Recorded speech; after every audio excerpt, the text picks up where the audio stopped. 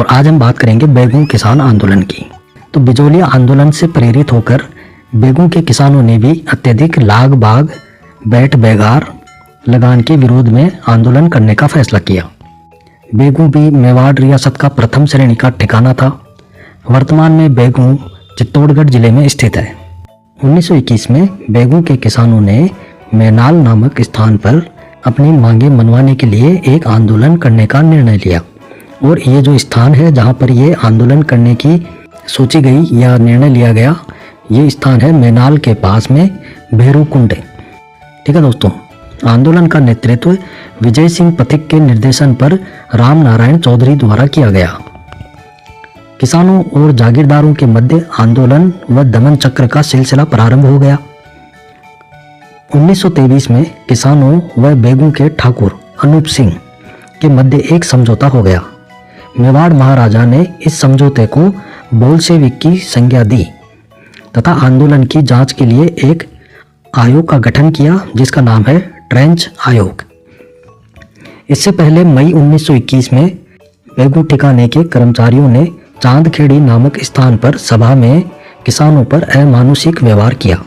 13 जुलाई 1923 को किसानों ने स्थिति की पुनर्समीक्षा के लिए गोविंदपुरा नामक स्थान पर सभा की, जहां ट्रेंच के आदेश से लाठीचार्ज कर गोलियां चलाई गई, जिसमें रूपाजी और कृपाजी शहीद हो गए। इस घटना के बाद आंदोलन का नेतृत्व स्वयं विजय सिंह पथिक ने संभाला। आंदोलन से बन रहे दबाव के फलस्वरूप बंदोबस्त व्यवस्था लागू करके लगान की दरें कम की गई और बेगार प्रथा को समाप्त कर दिया गया। पथिक को 10 सितंबर 1923 को गिरफ्तार कर लिया गया और 3.5 साल की कारावास की सजा और 15,000 के अर्थदंड से दंडित किया गया और इसी के बाद में आंदोलन समाप्त हो गया। एक है सुअर पालन विरोधी आंदोलन 1921, दूसरा नीमू चना आंदोलन 1923-24 और तीसरा है मेव आंदोलन। सबसे पहले सुअर पालन विरोधी आंदोलन की बात करेंगे। देखिए दोस्तों, अलवर में बाड़ों में सुअर पालन होता था।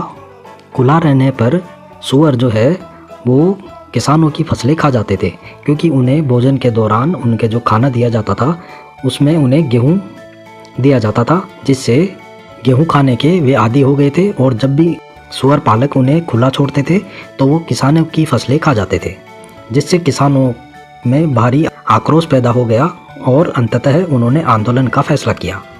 परंतु उस समय सुअर मारने की पाबंदी थी, अतः अंत में इस पाबंदी को शासन द्वारा हटा लिया गया और आंदोलन यहीं पर शांत हो गया।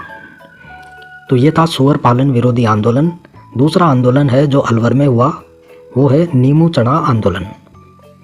तो देखिए, अलवर रियासत में लगभग 20% भूमि जागीरदारों और 80% भूमि खालसा के अधीन थी।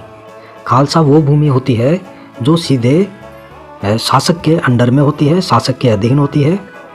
तो उस भूमि को खालसा कहा जाता है, क्योंकि अधिकतर ज़मीनों पर उस समय जमींदारों या जागीरदारों का हक होता था और कुछ ज़मीनें ऐसी होती थी जिन्हें शासक स्वयं देखभाल उनकी करता था। तो ऐसी ज़मीनें खालसा कहलाती थी। इन भूमियों पर स्थायी भू स्वामित्व के किसानों को अधिकार प्राप्त थे, जिन्हें विश्वेदार कहा जाता था।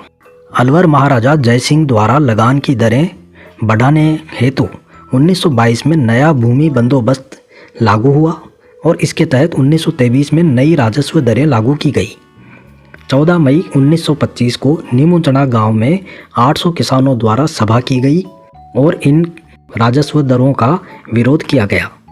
इस सभा पर पुलिस ने गोलियां चलाई, जिसमें सैकड़ों किसान मारे गए। गांधी जी ने इस हत्याकांड को जलियांवाला हत्याकांड से भी ज़्यादा विभत्स बताया और डायरीज में डबल डिस्टिल्ड की संज्ञा दी। तीसरा जो अलवर में किसान आंदोलन हुआ, मेव किसान आंदोलन। अलवर रियासत में मेव किसानों ने 1932-33 में आंदोलन शुरू किया। मेवों ने बांध बनाने, सड़क बनाने, घास काटने, बेगार प्रथा को समाप्त करने जैसी मांगों को लेकर आंदोलन किया और इनका नेतृत्व चौधरी यासीन खान द्वारा किया गया, जो गुड़गांव निवासी थे।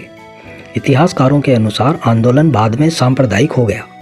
और 1933 के अंत तक यह आंदोलन समाप्त हो गया।